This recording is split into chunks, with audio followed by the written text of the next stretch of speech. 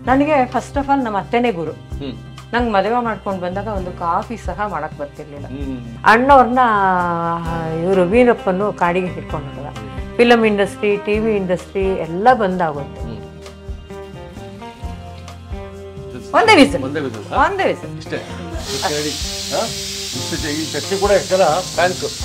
ನೋಡಿ ಈ ಹದದಲ್ಲಿ ನಾನು ತುಂಬಾ ನೈಸ್ ಮಾಡ್ಕೊಂಡಿಲ್ಲ, ತರಿ ತರಿ ಹದದಲ್ಲಿ. ಸರ್ ಇವಾಗ ಕೂಟ್ನ ಕೂಡಿಡ್ತಾ ಇದ್ದೀನಿ ಸರ್. ಅಲ್ಲಿಗೆ ಎಲ್ಲ ಸೆಂಟ್ರಲ್ ಕುದೀತಾ ಇದೆ. ಸೆಂಟ್ರಲ್ ಕುದ್ರೆ ಏನಂದ್ರೆ ನಮ್ಮ ಅತ್ತೆಯವ್ರು ಏನ್ ಹೇಳೋರು ಅಂದ್ರೆ, ಯೂಟ್ಯೂಬ್ ಮನೆ ಮನೆ ರಸದೂಟ ಏನು ಪುಣ್ಯವೋ ನಮ್ದು ಅಂತಾರಲ್ಲ ಹಾಗೆ, ಅಲ್ಲಿಂದ ಅವ್ರು ಮುಗುಳ್ಲಾಗ್ತಾ ಇದ್ದಾರೆ. ನಾನು ಇಷ್ಟಪಟ್ಟ ರುಚಿ ನಿಮ್ಗೆ ಇಷ್ಟ ಆಗಲೇಬೇಕು ಅಂತ ಅವ್ರು ಹೇಳ್ದಂಗೆ ಕಾಣ್ತಾ ಇದ್ದ ನನಗೆ.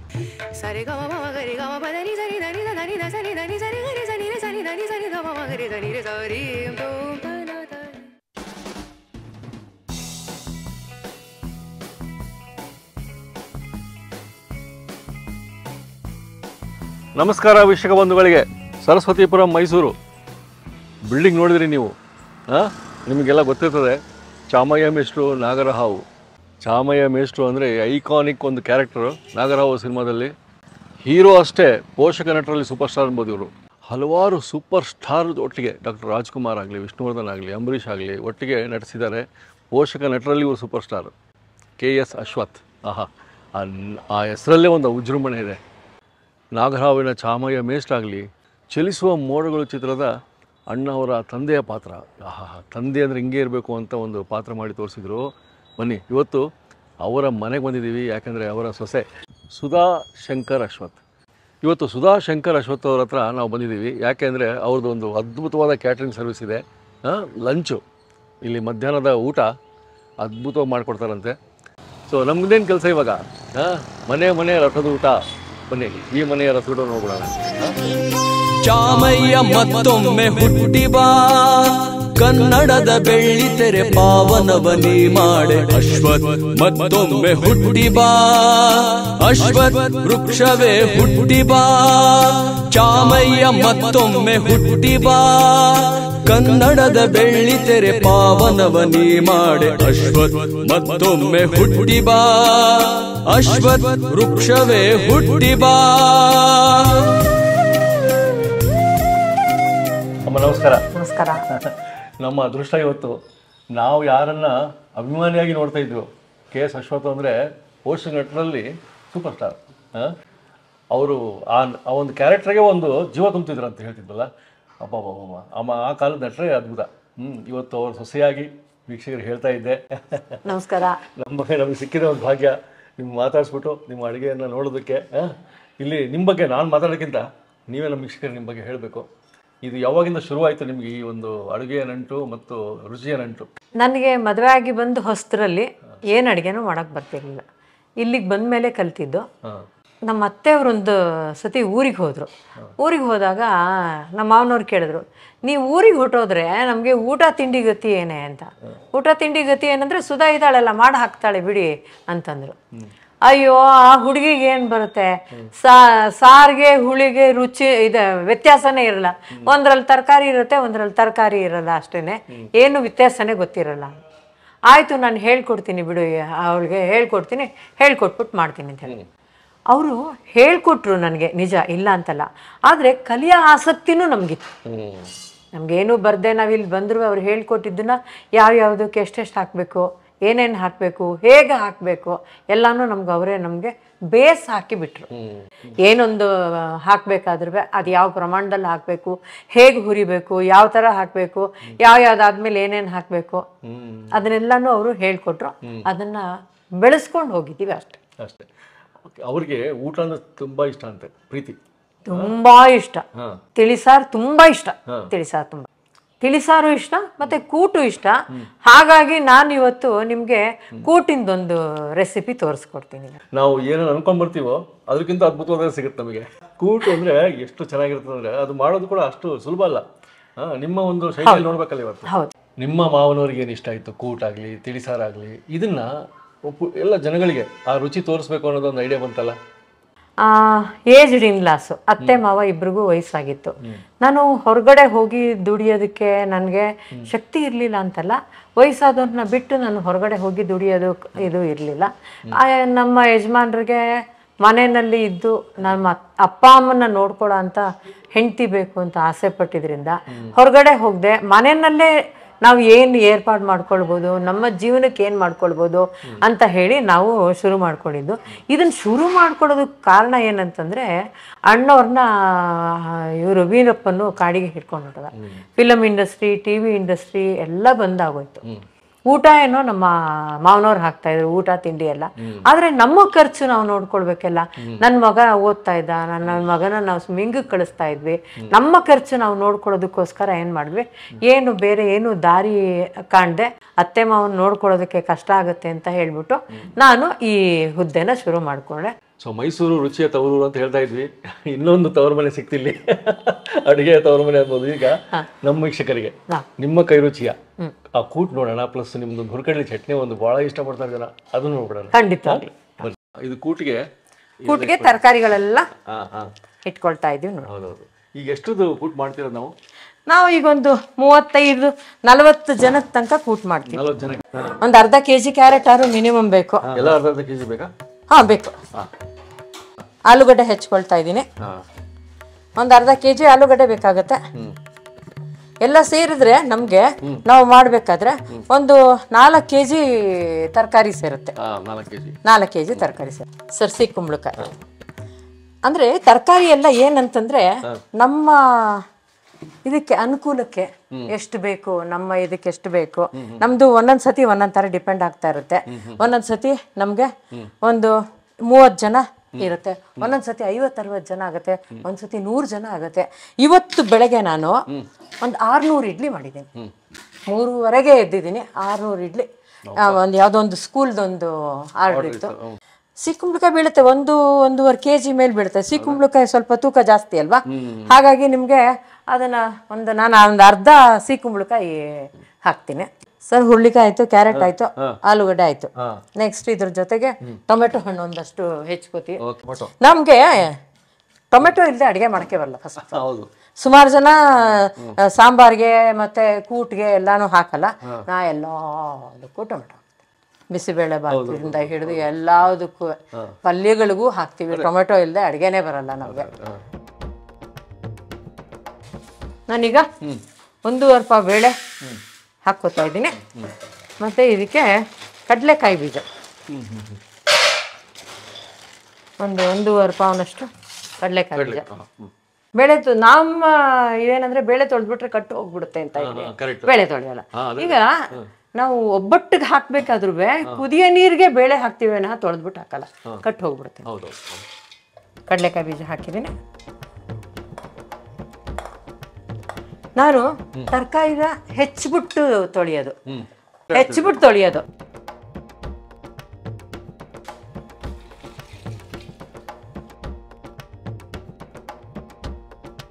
ಎಲ್ಲ ತರಕಾರಿ ಹಾಕ್ದಂಗೆ ಆಯ್ತು. ಇವಾಗ ಎಲ್ಲ ತರಕಾರಿನ ಹಾಕಿದ್ವಿ. ಈಗ ನೀರು ಹಾಕ್ಬಿಟ್ಟು ಆಲ್ಮೋಸ್ಟ್ ಎಲ್ಲವೂ ಅರ್ಧ ಕೆಜಿ. ಎಲ್ಲ ಅರ್ಧ ಕೆಜಿ. ನಮ್ಗೆ ಪಾತ್ರೆ ಅಳತೆ ಇಷ್ಟು ತರಕಾರಿ ಹಾಕ್ತಿವಿ. ತರಕಾರಿ ಅಂದ್ರೆ ಹೇಳಿರೋವಾಗಲೇ ನೀವು ಈಗ ನಮ್ಮ ಇದರಲ್ಲಿ 2 ಕೆಜಿ ಮೇಲಿದೆ ತರಕಾರಿ. 2 ಕೆಜಿ ತರಕಾರಿ ಹೆಚ್ಚಿಕೊಂಡಿದ್ದೀವಿ. ಇದನ್ನ ಅಷ್ಟೇ. ಎಷ್ಟು? ಒಂದೇ ವಿಸಿಲ್. ಓಕೆ. ಚಟ್ನಿ ಮಾಡ್ತಾ ಇದ್ದೀನಿ ನಾನು. ಈ ಜಾರ್ಗೆ ಹುರ್ಗಡ್ಲೆ ಚಟ್ನಿ ಮಾಮೂಲಿ. ಎಷ್ಟು ಹಾಕೊಂಡ್ರಿ? ಸಕ್ಕರೆ, ಉಪ್ಪು, ಹುರ್ಗಡ್ಲೆ 1 ಪಾವ್ ಹಾಕಿದ್ದೀನಿ. ಸಕ್ಕರೆ ನೋಡಿ, ಒಂದು ಸ್ವಲ್ಪ ಹುಣಸೆ ಹಣ್ಣು, ಕೊತ್ತಂಬರಿ ಸೊಪ್ಪು, ಹಸಿಮೆಣಸಿನ್ಕಾಯಿ ಒಂದು 7-8. ಒಂದು 7-8 ಹಸಿಮೆಣಸಿನ್ಕಾಯಿ ನೋಡಿ. ಎಷ್ಟು ತೆಂಗಿನಕಾಯಿ? ಎಷ್ಟೊಂದು ಹಿಡಿಲ್ಲ? ಇಲ್ಲ, ಒಂದು ಕೆಳಗಡೆ ಹೊಂಟು ಬರ್ತಿ ರುಬ್ಕೊಂಡ್ಬಿಟ್ರೆ ಚಟ್ನಿ ರೆಡಿ. ಎಸ್. ಓಹೋ, ಇಷ್ಟೇ ರೆಡಿ. ಇಷ್ಟು ಈ ಚಟ್ನಿ ಕೂಡ ಎಷ್ಟು ಜನ ಫ್ಯಾನ್ಸು. ಏನಂದ್ರೆ ಕೈಗೆ ನಮ್ಗೆ ಹದ ನಾವು ಇಷ್ಟೆಲ್ಲ ಮಾಡ್ಕೊಂಡಿದೀವಲ್ವಾ, ಇಷ್ಟು ವರ್ಷದಿಂದ ಮಾಡ್ಕೊಳ್ತಿರೋದ್ರಿಂದ ನಮ್ದೊಂದು ಹದ ಅಷ್ಟೇ. ನಾವು ಒಂದು ಚಿಟಿಕೆ ಸಕ್ಕರೆ ಹಾಕ್ತಿವಿ ನೋಡಿ, ಒಂದು ಚಿಟಿಕೆ ಬೆಲ್ಲ ಹಾಕ್ತಿವಲ್ಲ, ಅದೇ ಎಷ್ಟು ರುಚಿ ಕೊಡು. ನಮ್ದೇ ಒಂದು ಐದು ಸೈಜ್ ಇದೆ. ಹಾಗಾಗಿ ನಾನ್ ಮಾಡಿದ್ರೆ ಒಂದು ಟೇಸ್ಟ್ ಬರುತ್ತೆ, ನೀವು ಮಾಡಿದ್ರೆ ಒಂದು ಟೇಸ್ಟ್ ಬರುತ್ತೆ, ಬೇರೆಯವ್ರು ಮಾಡಿದ್ರೆ ಒಂದು ಟೇಸ್ಟ್ ಬರುತ್ತೆ. ಇಂಗ್ರೀಡಿಯೆಂಟ್ ಸೇಮ್ ಇದ್ರು ಸಹ ಒಂದು ಅರ್ಧ ಪಾವ್ ಧನಿಯಾ, ಉದ್ದಿನ ಬೇಳೆ ಅರ್ಧ ಪಾವ್ ಉದ್ದಿನ ಬೇಳೆ ಹಾಕ್ತಾ ಇದ್ದೀನಿ.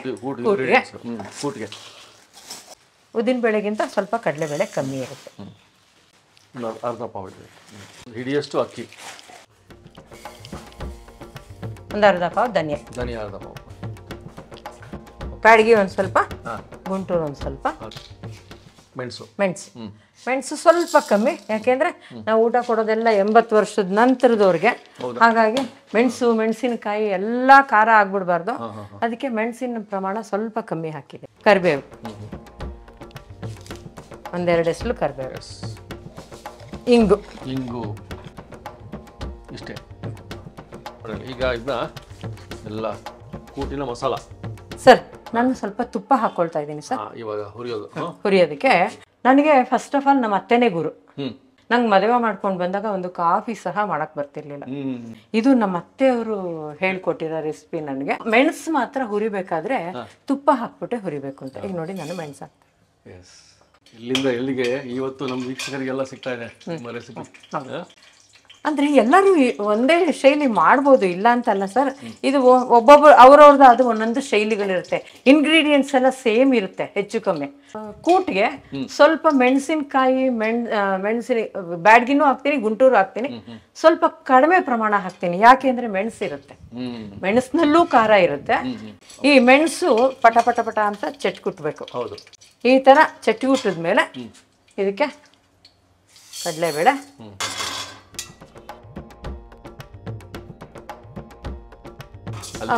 ಇದು ಉದ್ದಿನ ಬೇಳೆ ಅರ್ಧ ಪಾವ್ ಹಾಕಿದ್ದೀನಿ, ಕಡಲೆಬೇಳೆ ಒಂಚೂರು ಕಮ್ಮಿ ಹಾಕಿದ್ದೀನಿ.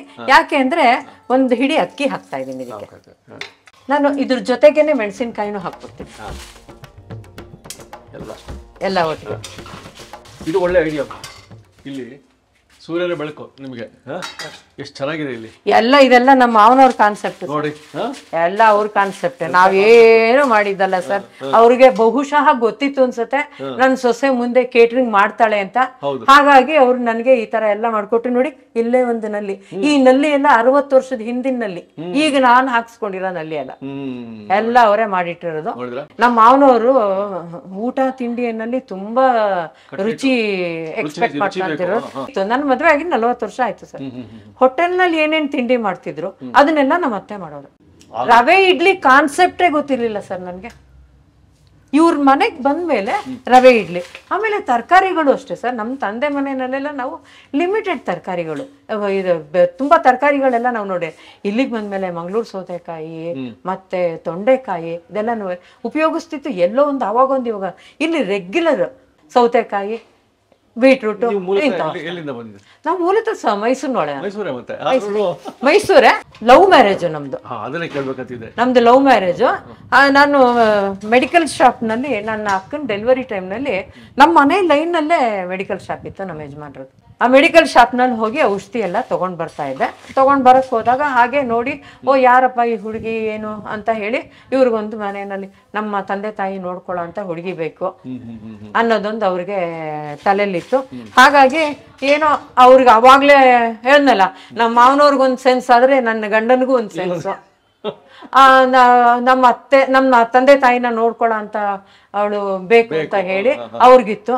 ನಾನು ಸೈಕಲ್ ನಲ್ಲಿ ಸಾಮಾನೆಲ್ಲ ತಗೊಂಡು, ನಮ್ಮ ತಂದೆ ತಾಯಿ ನಡ್ಕೊಂಡು ಬರ್ತಾ ಇದ್ರು, ನಾನು ಸೈಕಲ್ ನಲ್ಲಿ ಸಾಮಾನೆಲ್ಲ ಹ್ಯಾಂಡಲ್ನೆಲ್ಲ ಹಾಕೊಂಡು ತಳ್ಕೊಂಡು ಹೋಗ್ತಾ ಇದ್ದೆ. ಅದನ್ನ ನೋಡ್ಬಿಟ್ಟು ಇವರು, ಯಾವ್ದಿದು ಹುಡುಗಿ ಈಗಿನ ಕಾಲದ, ನಾವೆಲ್ಲ ಲಂಗ ಬ್ಲೌಸ್ ಹಾಕೊಂಡು 2 ಜಡೆ ಹಾಕೊಂಡು, ಇದು ಯಾರಿದು ಈಗಿನ ಕಾಲದಲ್ಲಿ ಹುಡುಗಿ ಈ ತರ ತಂದೆ ತಾಯಿಗೆ ಸಹಾಯ ಮಾಡ್ಕೊಂಡು ಹೋಗ್ತೀರಾ ಅಂತೇಳಿ. ಇವಳನ್ನೇನಾದ್ರು ನಾನು ಮದುವೆ ಮಾಡ್ಕೊಂಡ್ರೆ ನಮ್ಮ ಅಪ್ಪ ಅಮ್ಮನ ನೋಡ್ಕೊಳ್ತಾಳೇನೋ. ಇದನ್ನ ಹೇಳಿದ್ನಲ್ಲ, ಎಲ್ರ ಮನೆಯಲ್ಲೂ ಒಂದೊಂದು ಅದ್ಭುತಗಳು ಇರ್ಬೋದು, ಒಂದೊಂದು ಇದೆಲ್ಲ ಇರ್ಬೋದು. ಇದು ನಮ್ಮ ಮಟ್ಟಿಗೆ ನಮ್ದು 40 ವರ್ಷದ ಹಿಂದೆನೆ ಮನೆಯಲ್ಲಿ ಕಟ್ಲೆಟ್ ಮಾಡೋದು. ಆಮೇಲೆ ಇವಾಗ ಧನಿಯಾ ಹಾಕ್ತಾ ಇದ್ದೀನಿ. ನೋಡಿ ವೀಕ್ಷಕರೇ, ಮಾತಾಡ್ತಾ ನಾವೆಲ್ಲ ಹೊಲ್ಕೊಳ್ತಾ ಇದೀವಿ, ನಿಮ್ಗೂ ಎಲ್ಲ ಕತೆ ಗೊತ್ತಾಗ್ಲಿ ಅಂತ. ಇವಾಗ ಇದಾಯ್ತು. ಇನ್ನೇನು ಬಿಸಿ ಬಾಂಡ್ಲೆಗೆ ಒಂಚೂರು ಗಸಗಸೆ ಈ ಹಂತಕ್ಕೆ ಒಂದು ಸಣ್ಣ ಹಿಡಿ, 1 ಸ್ಪೂನ್ ಗಸಗಸೆ. ಇದೆಲ್ಲ ಹುರಿದಾಯ್ತಲ್ಲ ಈಗ, ಒಂದು ಹದಕ್ಕೆ ಬಂತು. ಈಗ ಆರಿದ್ಮೇಲೆ ಇದಕ್ಕೆ ಕಾಯಿ ಕೊಬ್ಬರಿ, ಈಗ ಇದು ಹುರಿದ್ಕೊಂಡಿದ್ದಾಯ್ತು.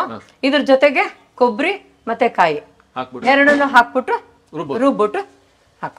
ಒಂದು ಅರ್ಧ ಕೊಬ್ಬರಿ ಹಾಕೊಳ್ತೀನಿ. ನಾನು ಯಾಕೆ ಈ ತರ ಹೆಚ್ಕೋತಾ ಇದೀನಿ, ತುರ್ಕೊಳ್ಳಲ್ಲ ಅಂದ್ರೆ ನಮ್ದೆಲ್ಲ ಈಸಿ ಮೆಥಡ್. ನಾವೀಗ ಉದ್ದಿನಬೇಳೆ ಕಡಲೆಬೇಳೆ ಎಲ್ಲ ಹಾಕೊಂಡಿದೀವಲ್ವಾ, ಅದನ್ನ ತಿರುಕೋತೀವಿ. ಆ ಉದ್ದಿನಬೇಳೆ ಕಡಲೆಬೇಳೆ ಪುಡಿ ಆಗ್ಬೇಕಾದ್ರೆ ಇದು ಪುಡಿ ಆಗ್ಬಿಡುತ್ತೆ.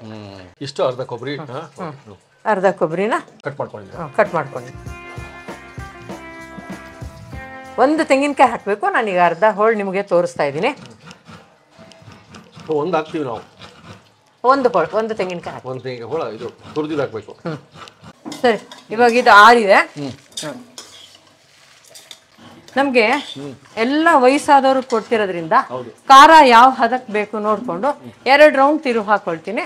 2 ರೌಂಡ್ ರುಬ್ಬ ಹಾಕೋಬೇಕಾದ್ರೆ ಒಂದ್ ಸ್ವಲ್ಪ ಮೆಣಸಿನ್ಕಾಯಿ ಒಂದ್ ಸ್ವಲ್ಪ ಉಳಿಸ್ಕೊಂಡಿದೀನಿ ನೋಡ್ಕೊಂಡು ನಾವು ಈಗ ಇದನ್ನ ಹಾಕೊಂಡಿದೀನಿ. ಒಣಕೊಬ್ಬರಿ ಇದನ್ನ ಏನ್ ಮಾಡ್ತೀನಿ, ಮೊದಲು ಕೊಬ್ಬರಿ ಪುಡಿ ಆಗ್ಬೇಕು. ಅದಕ್ಕೆ ನಾನು ಇದನ್ನ ಉದ್ದಿನಬೇಳೆ ಕಡಲೆಬೇಳೆ ಜೊತೆ ಹಾಕ್ಬಿಟ್ಟು ಇದನ್ನ ಪೌಡರ್ ಮಾಡ್ಕೊಂತೀನಿ.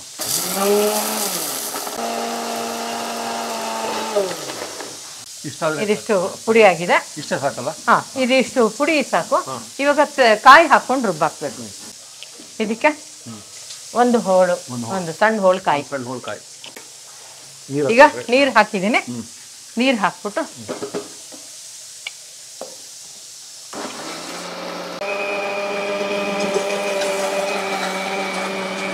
ನಾನು ಯಾಕೆ ಹೀಗೆ ಹಾಕ್ತಾ ಇದ್ದೀನಿ ಅಂದ್ರೆ, ನಮ್ಗೆ ಇಲ್ಲಿ ಯಾವ ಹದದಲ್ಲಿ ತಿಂತಾ ಇದ್ದೀನಿ ಅಂತ, ರುಬ್ತಾ ಇದ್ದೀನಿ ಅಂತ ಹೇಳಿ ನನಗೆ ಇದರಲ್ಲೇ ಗೊತ್ತಾಗುತ್ತೆ.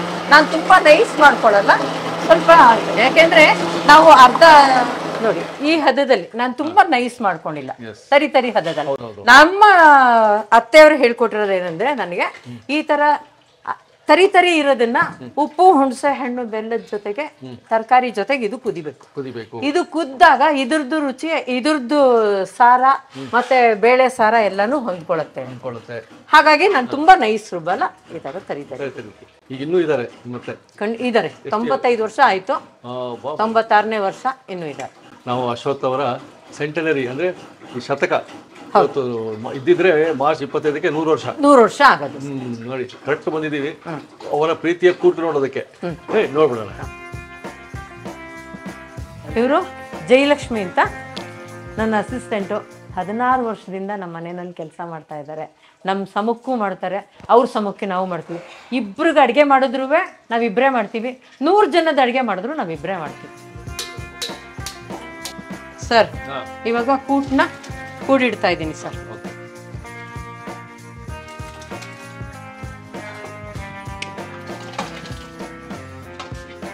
ಬೆಲ್ಲ ಹಾಕ್ತಾ ಇದ್ದೀನಿ.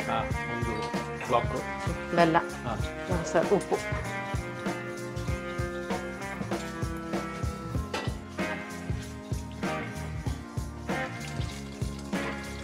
ಹುಣಸೆ ಹಣ್ಣು. ಇದೆಲ್ಲ ನಮ್ಮ ಕಣ್ಣಳತೆ. ಈಗ ರುಬ್ಕೊಂಡಿರೋದನ್ನ ನೋಡಿ, ಪರಿಮಳ ಬರ್ತಾ ಇದೆ ನನಗೆ.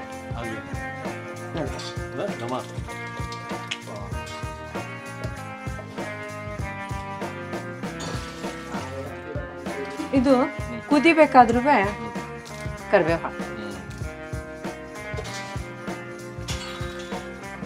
ಅಲ್ಲಿಗೆ ಎಲ್ಲ ಬಿದ್ದಂಗೆ ಮುಗಿತು. ಇಂಗ್ರೀಡಿಯೆಂಟ್ಸ್ ಪಾರ್ಟ್ ಇನ್ನೊಂದು ಸ್ವಲ್ಪ ಕುದಿಬೇಕು. ನಾವು ಮೆಣಸಿನ್ಕಾಯಿ ಇದನ್ನ ಹಾಕಿರ್ತೀವಲ್ವಾ, ಹಾಕಿರ್ತೀವಲ್ವಾ, ಅದು ಮೆಣಸಿನ್ಕಾಯಿ ಎಲ್ಲ ಹದ ಆಗ್ಬೇಕಲ್ಲ, ಕುದ್ದು ಆ ಒಂದು ಹದಕ್ಕೆ ಘಾಟ್ ಹೋಗ್ಬೇಕು. ಹೌದು, ಎಲ್ಲದಕ್ಕಿಂತ ಹೆಚ್ಚಾಗಿ.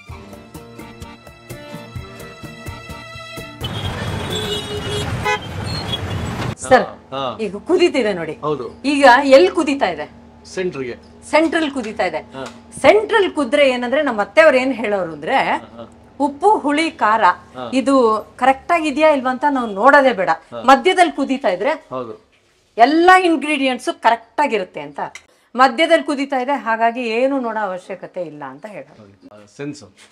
ಈಗ ಇನ್ನೊಂದೇನು ಹಾಕ್ತೀನಿ ಅಂತಂದರೆ ಒಂದು ಚೂರು ತುಪ್ಪ ಹಾಕ್ತೀನಿ. ಸೊ ಇಲ್ಲಿಗೆ ನಮ್ಮ ಕೂಟು ತರಕಾರಿ ಕೂಟು. ಇವರು ಯೂಟ್ಯೂಬ್ ಚಾನಲ್ನವರು ಇವತ್ತು ಬಂದಿದ್ದಾರೆ. ಅಪ್ಪಂಗೆ ಕೂಟ್ ಇಷ್ಟ ಅಂತ ಹೇಳ್ಬಿಟ್ಟು ಅದನ್ನ ರೆಸಿಪಿ ಮಾಡಿಕೊಡಿ ಅಂತ ಹೇಳಿ ಶೂಟ್ ಮಾಡ್ಕೊಂಡು ಹೋಗಕ್ಕೆ ಬಂದಿದ್ದಾರೆ. ಇವರು ನಮ್ಮ ಅತ್ತೆಯವರು, ಅಶ್ವಥ್ ಅವ್ರ ಹೆಂಡತಿ. ಇವರೇ ನನಗೆ ಬೇಸ್. ಹೌದಾ? ನನ್ನ ಗುರು. ಹೌದ್ರಾ? ಯೂಟ್ಯೂಬ್ ಚಾನಲ್ ನೋಡ್ತೀವಿ. ಯೂಟ್ಯೂಬ್ ಮನೆ ರಸದೂಟ. ಇಲ್ಲಿ ನಮ್ಮನೆ ಎದುರುಗಡೆ ಮನೆಯಲ್ಲಿ ಕೃಷ್ಣಕುಮಾರಿ ಅನ್ನೋರೊಬ್ಬರು ಇದ್ರು. ಅವ್ರು ನಮ್ಮನೆಗೆ ಹಾಗೂ ಹೀಗೆ ಫ್ರೆಂಡ್ಸ್ ಆಗಿದ್ವಿ.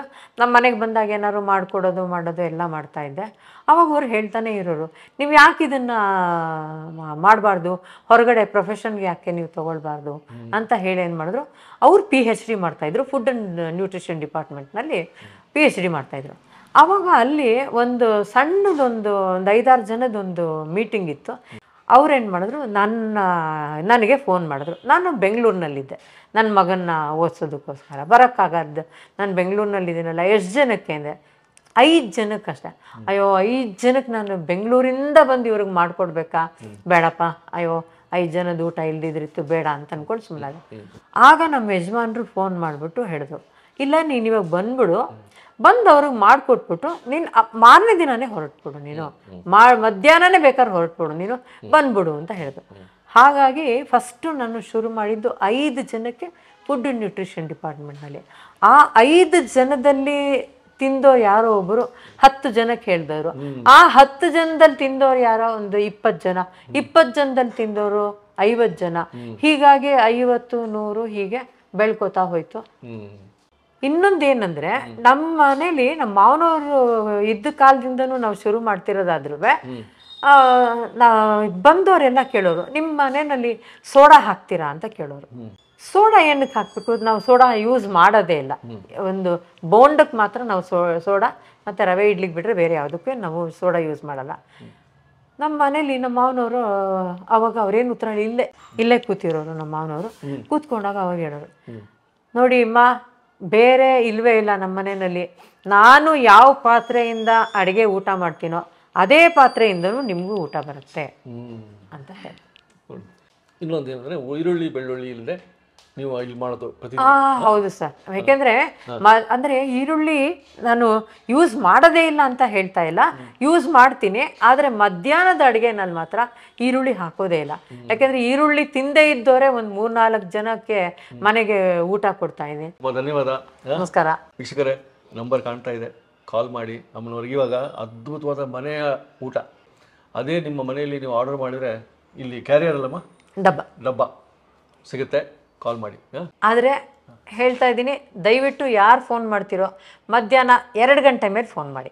1:30-2 ಗಂಟೆವರೆಗೂ ನಾವು ಕ್ಯಾರಿಯರ್ ಹಾಕೋದು, ಅಡುಗೆ ಮಾಡೋದು ಇದರಲ್ಲಿ ಸ್ವಲ್ಪ ಬ್ಯುಸಿಯಾಗಿರ್ತೀವಿ. ಫೋನ್ ತೆಗಿಯಲ್ಲ, ಇವರು ಫೋನ್ ನಂಬರ್ ಕೊಟ್ಟಿದ್ದಾರೆ ಅಂತ ಇವ್ರನ್ನೂ ತಪ್ಪು ತಿಳ್ಕೊಳ್ಬೇಡಿ, ನನ್ನ ಬಗ್ಗೆನೂ ತಪ್ಪು ತಿಳ್ಕೊಬೇಡಿ. 1:30 ಮೇಲೆ ಫೋನ್ ಮಾಡಿ, ನಿಮ್ಗೆ ಯಾವುದಕ್ಕೆ ಬೇಕೋ ಅದಕ್ಕೆ ಉತ್ತರ ಹೇಳ್ತೀನಿ. ಓಕೆ, ಮತ್ತೆ ಮುಂದಿನ ಸರಿ ಮತ್ತೆ ಸಿಗೋಣ. ನಮಸ್ಕಾರ. ಸ್ಕಂದ ಅಂತ ವೀಕ್ಷಕರೇ, ಸರ್ ನಿಮ್ಮ ಪಾತ್ರ ಅಂದರೆ ನಿಮ್ಮನ್ನು ಭಾಳ ಪ್ರೀತಿ ಮಾಡ್ತೀರ ಅಮ್ಮ. ಸೊ ನಿಮ್ಮ ಪಾತ್ರನೂ ಇತ್ತು ಅಂತ ಹೇಳ್ತಾ ಇದ್ರು, ಅದು ಆ ಪಾತ್ರನೂ ವೀಕ್ಷಕರು ನೀವೇ ಹೇಳಬೇಕು.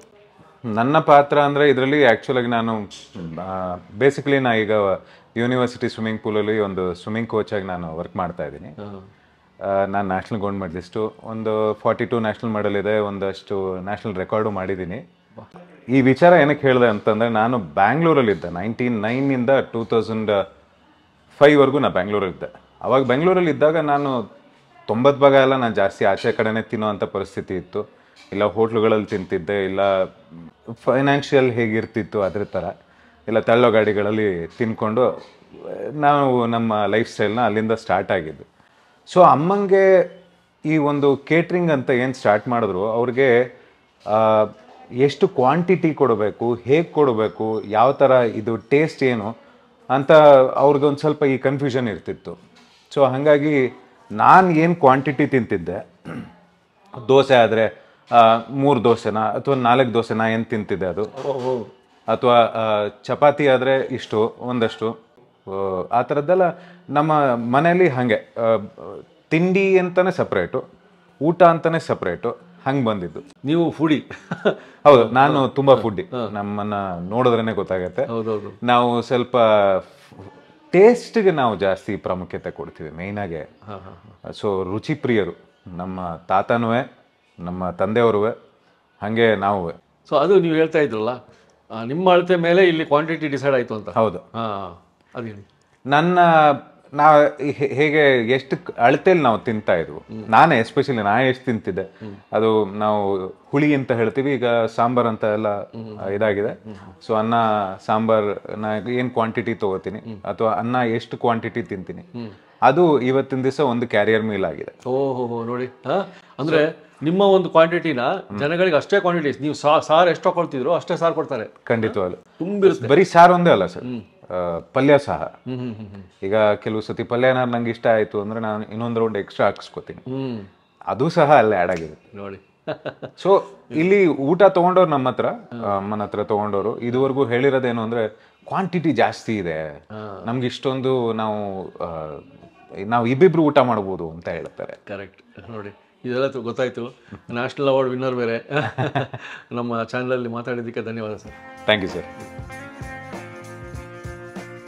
ಸರ್, ಇವಳು ಲಕ್ಷ್ಮಿ ಅಂತ, ಇವಳುವೆ 16 ವರ್ಷದಿಂದ ಕೆಲಸ ಮಾಡ್ತಿದ್ದಾಳೆ. ನಮ್ಮ ಮಾವನವ್ರ ಕಾಲದಿಂದನೂ ಕೆಲಸ ಮಾಡ್ತಾ ಇದ್ದಾಳೆ. ನೋಡಿ, ಎಲ್ಲ ನಿಮಗೆ ಲಾಯಲ್, ಅಂದ್ರೆ ನೀವು ಚೆನ್ನಾಗಿ ನೋಡ್ಕೊಂಡಿದ್ದೀರಿ ಎಲ್ಲರನ್ನ. ಅವರು ನಮ್ಮ ಜೊತೆ ಹಾಗೆ ಮನೆಯ ಫ್ಯಾಮಿಲಿ ತರ. ಹೌದು. ಇವತ್ತಿನ ದಿನ ನಾನು ಯಾವ್ದಾದ್ರು ಊರಿಗೆ ಹೋಗ್ಬೇಕಾದ್ರೆ ನಮ್ಮ ಅತ್ತೆಯವ್ರ ಜೊತೆ ಇವಳೇ ಮಲಗೋದು. ಒಂದು ರೀತಿಯಿಂದ ನಿಮ್ದು ತ್ರಿಮೂರ್ತಿ ಇದ್ರ ನಡೆಸ್ತಾ ಇರೋದು. ಇನ್ನೂ ಒಬ್ಬ ಇದ್ದಾನೆ ಸರ್. ಹೌದಾ? ಇನ್ನೂ ಒಬ್ಬ ಇದ್ದಾನೆ, ಅವನು ನಿಮ್ಗೆ ಪರಿಚಯ ಮಾಡಿಸ್ಕೊಡ್ತೀನಿ. ಇವನು ಮನು ಅಂತ, ಮನೋರಂಜನ್ ಅಂತ, ಮನೋಹರ್ ಅಂತ ಇವನ್ ಹೆಸರು, ಆದ್ರೆ ನಾವು ಮನು ಅಂತ ಹೇಳಿ ಕರಿತೀವಿ. ನನ್ನ ಜೊತೆ 8 ವರ್ಷದಿಂದ ಕೆಲಸ ಮಾಡ್ತಾ ಇದ್ದಾನೆ.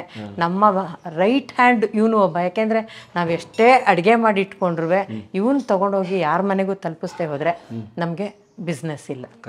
ಇವನಿಗೆ ಕ್ಯಾರಿಯರ್ ಹಾಕಿ ಕೊಡ್ತಾ ಇದ್ದೀನಿ. ಇವನು ಬಹಳ ನಿಯತ್ತಿಂದ ಕೆಲಸ ಮಾಡ್ತಾನೆ, ತುಂಬಾ ಒಳ್ಳೆ ಹುಡುಗ. ಆಮೇಲೆ ಎಷ್ಟೋ ಜನಗಳನ್ನ ನಾನು ಮುಖತಃ ನೋಡೇ ಇಲ್ಲ, ಬರೀ ನಾ ಫೋನಲ್ಲೇ ವ್ಯವಹಾರ ನಮ್ದೆಲ್ಲನೂ. ನಾ ಫೋನಲ್ಲಿ ಇದು ಮಾಡ್ತೀನಿ, ಬಿಲ್ಗಳನ್ನೆಲ್ಲ ಕಳಿಸ್ತೀನಿ. ಆ ಬಿಲ್ಲನ್ನೆಲ್ಲನೂ ಒಂದು ತೃಣ ಆಜು ಬಾಜು ಏನೂ ಮಾಡಿದೆ ಆ ಕ್ಯಾಶ್ನೆಲ್ಲ ತೊಗೊಂಬಂದು ಕೊಟ್ಟು ಹಾಗೆ ಇದು ಮಾಡ್ತಾನೆ. 8 ವರ್ಷದಿಂದ ನನಗೆ ಬ್ಯಾಕ್ ಆಗಿದ್ದಾನೆ.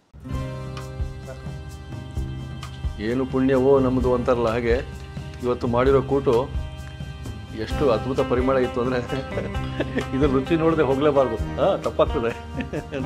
ನಿಮ್ಗೆ ಹೇಳ್ತೀನಿ ಯಾಕೆ ಅಶ್ವಥ್ ಸರ್ಗೆ ಇಷ್ಟ ಆಗ್ತಿತ್ತು ಅಂತ. ನೋಡಿ, ಇವತ್ತು ತೊಗೊಂಡಿರೋ ತುತ್ತಲ್ಲಿ ಏನೆಲ್ಲ ತರಕಾರಿ ಇದೆ, ಆ ಪರಿಮಳ ಒಟ್ಟಿಗೆ, ಟೊಮೆಟೊ ಒಟ್ಟಿಗೆ, ಕ್ಯಾರೆಟ್ ಒಟ್ಟಿಗೆ ಇರೋ ಒಂದು ಕೂಟು.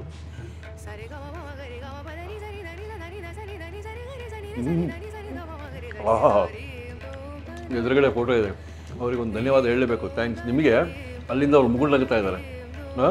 ನಾನು ಇಷ್ಟಪಟ್ಟ ರುಚಿ ನಿಮ್ಗೆ ಇಷ್ಟ ಆಗಲೇಬೇಕು ಅಂತ ಅವ್ರು ಹೇಳ್ದಂಗೆ ಕಾಣ್ತಾ ಇದ್ದ. ನನಗೆ ನನ್ನ ಸೊಸೆ ಮಾಡಿರೋ ಕೂಟು ತಿಳಿಸಾವ್ರು ನನಗೆ ಬೇಕೇ ಬೇಕು ಅಂತಿದ್ರಂತೆ. ಉಪ್ಪಿಟ್ಟು ಅಬಾಬಾಬಾ, ನೋಡ್ರಿ ಎಷ್ಟು ಕಡಲೆ ಬೀಜ, ಅಬಾಬಾಬಾ.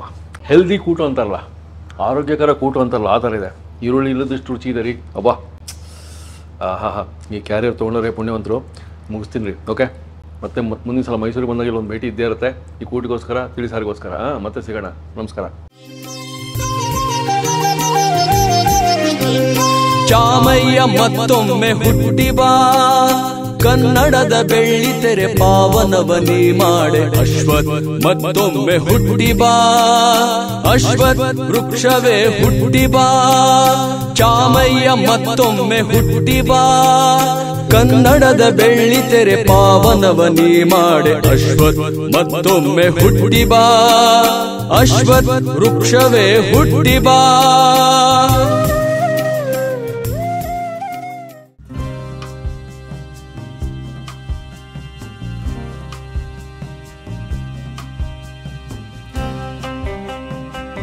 ಇನ್ನೂ ಅನೇಕ ಸ್ವಾದಿಷ್ಟ ರೆಸಿಪಿಗಳಿಗಾಗಿ ಸಬ್ಸ್ಕ್ರೈಬ್ ಮಾಡುವುದನ್ನು ಮರೆಯಬೇಡಿ.